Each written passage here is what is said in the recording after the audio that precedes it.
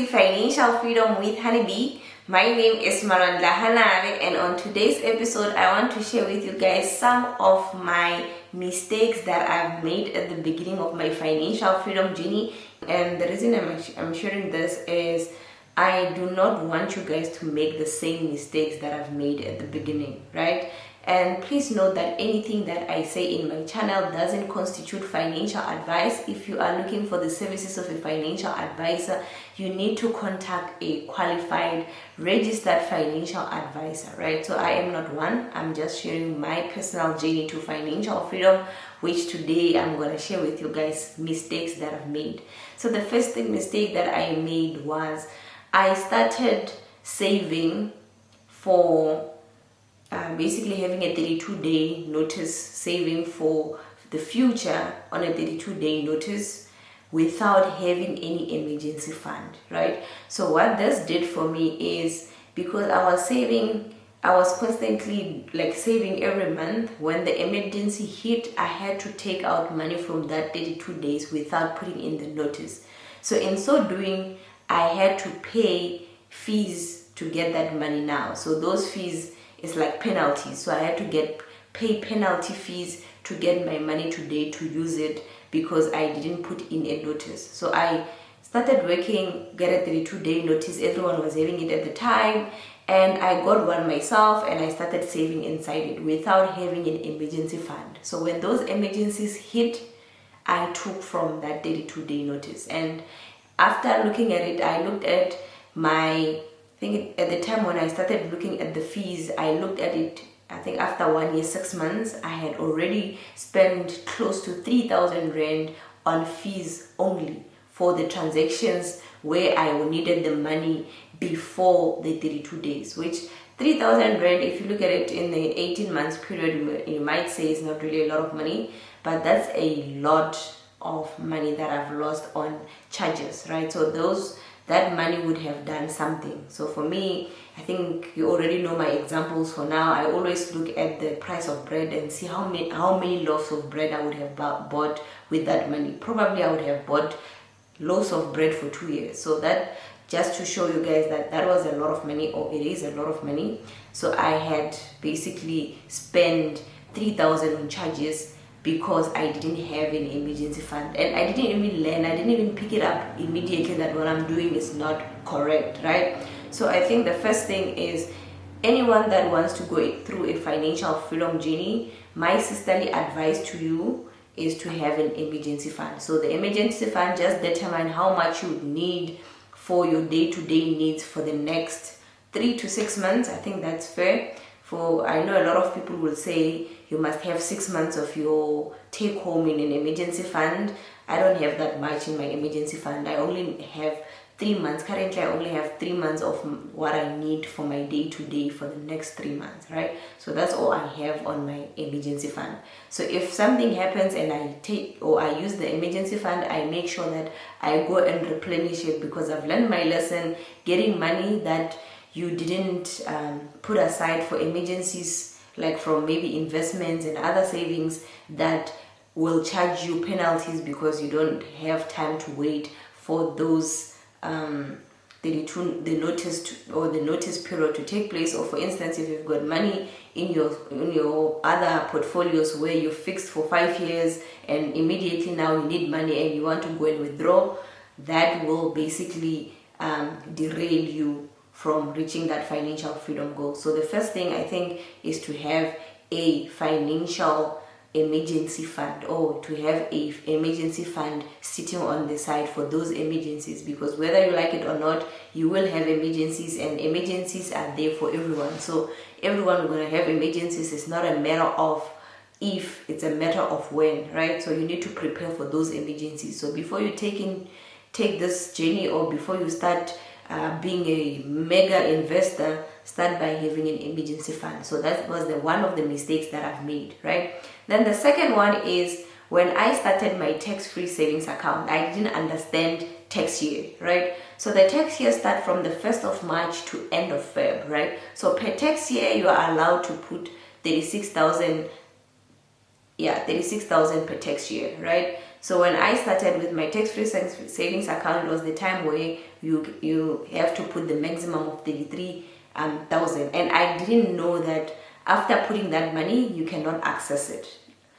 You can access it, but you cannot go back, and after you've accessed that money you want to replace it. So the maximum is 500,000 per life. So once you go and withdraw from that tax-free savings account, you cannot come back after 3 months and say I want to replace the money that I took out, right? So it doesn't work like that. Once you put the 86,000 rand for that year, once you take anything there, you cannot go and replace, and basically it counts towards your 500,000. The fact that you would have taken some of the money out and it's no longer 500,000, to them they only look at the money that you've put from basically all the debits into that account. The ones that you are taking out, that is your own baby. They don't look at those, and you're not gonna come back and go and replace, right? So with me, I didn't know all these facts. So what I did is, when I wanted to pay off my car, I went and took some of the money from my tax-free savings account and paid off my car. Paying off my car was not a mistake. I enjoyed paying off my car, and it saved me a lot of interest. But if I knew what I know now, I wouldn't have taken it from my tax-free savings account. I would have waited a bit to basically settle my car. So that was the second mistake that I made, is I didn't understand the tax year. I didn't understand that when you take money from it, you cannot come and replace it. And obviously now my tax-free savings account, even though it's looking good, but my maximum won't be that 500,000. But I know at the time I won't even see it, because the interest that I'm generating from there would have covered the money that I took out. But if I hadn't taken out, I would be way far, right? So that was the second mistake that I made. The third mistake is I started doing things based on looking at what people were doing on Facebook. So this was mainly on Easy Equities. Everyone joined Easy Equities, or most people joined Easy Equities in 2020, which I was one of those people who joined in 2020, and there was this group, and it's still there. Currently, I basically went out of that group, because in that group they post their dividends, they'll post their positive balances, but what they don't share is you won't know how much money they've invested. You'll see the positive balances. For instance, somebody has made maybe 100,000 from Easy Equities. You don't know that 100,000 maybe is from 2 million. So it's the percentage. They don't show you how much percent they made. And if we are being honest, any money that you make, you need to look at the percentage, the rate in which your money is growing. So if you only look at 100,000 and it's from a 2 million, that is like 5%. That's nothing, right? So you need to look at how much money your money is growing, right? So that you can beat inflation, because inflation is one of those things that will make your money lose value. So you don't have to follow people and see that they've made these monies and they've bought from these companies, and you don't know how much they, like when they were buying from those companies, how much the share price was. For instance, somebody bought maybe 5 years ago from one company and the share price was like 20 cents, and then now they've made maybe 30% or 50% 5 years later, and you think, yo, this is a good stock to buy, and you rush and go and buy it, only to find out that this person has been having that stock for 5 years and they haven't even made any profit from it. Yes, it looks like 50%, but if you come and divide that 50% by the 5 years that they've had that stock for, they only made like 10% per annum. And if you remove your inflation rate from that, they maybe just made about 4 or 5%, right? So it's very important to know all the information. The people share the information that you want to know. So they don't share the whole information. They don't share you how much they bought the stock for, when did they buy that stock, and the dividends. They will show you that they've got this much dividend, but they won't show you how many shares they have. So they just only show you what you want to see. So you'll be hypnotized and think this is a good share or this is a good company to hold, which for me at the time, I think the noise was on Purple Group, which owns Easy Equities. We went and bought Purple Group. We drove the stock price way high, and was it last year or 2023? Yeah, because when I started buying, I think it was about 80 cents and it went around 3 rands, and then the next thing it was boom. Last year it was about I think it turned about 65 cents or 70 cents, somewhere there. So a lot of us went and bought and thought, yeah, easy equities is the future. I'm not saying it's not gonna do well. I'm just saying at the time, everyone was just, from that information that we were getting from that group, there was no any research that was done. We were just looking at what people were buying, what people were getting dividends from, and then you go and buy without any research or proper research for yourself, which was very stupid, I must admit. But yeah, those were some of the mistakes that I've made. So if I can basically go back, starting investing without an emergency fund was deadly.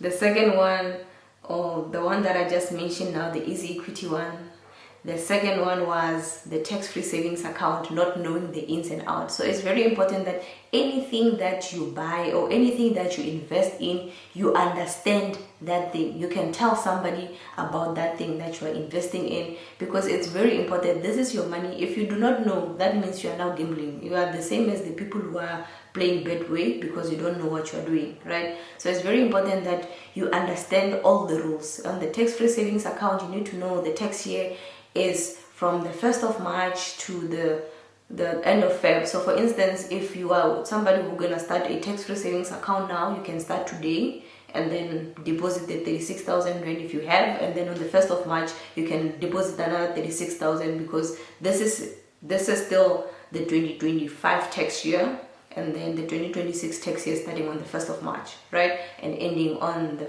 end of Feb 2026, yeah, end of Feb 2026. So it's very important to understand the ins and out and how to go about it and why you need a tax-free savings account, because I think the goal for me is to have my wealth to be as tax-free as possible. So for me to have my wealth to be as tax-free as possible, I need to have a tax-free savings account, because if you don't, the minute you have about 300,000 saved, then you'll have to start talking to SARS about tax, because probably your interest income that you're going to be making per annum will be, or per tax year, will be more than 23,800, because you need to know that your interest income must be 23,800, that you don't pay tax on. Anything above that, you need to start paying tax on those, right? So today I wanted to share my mistakes, and I hope you won't make those mistakes yourself.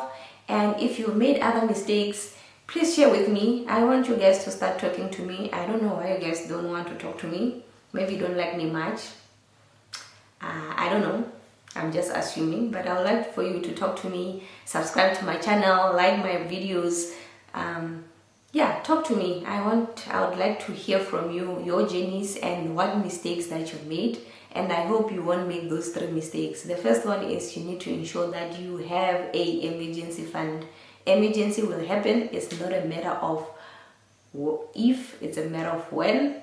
And then the second one is, if you start a tax-free savings account, please know the ins and outs and make sure that you follow those rules, because if you don't follow the rules, then it beats the purpose of having the account on itself. And if you're somebody who follows or buys shares, do not follow groups. Do your own research and be sure that what you're doing, basically the decision that you're taking is based on your own research, not on somebody's screenshot that they've made this and that, because most of the time they only show you what you want to see. They don't show you the whole picture, right? So please draw that picture for yourself and do those all the research that you need to do to be able to buy the proper share that you want for yourself, right? So yeah, that's all I wanted to share with you guys today. I hope you enjoyed this video and you're gonna comment and talk to me. So yeah, love you lots. I will see you guys on the next video.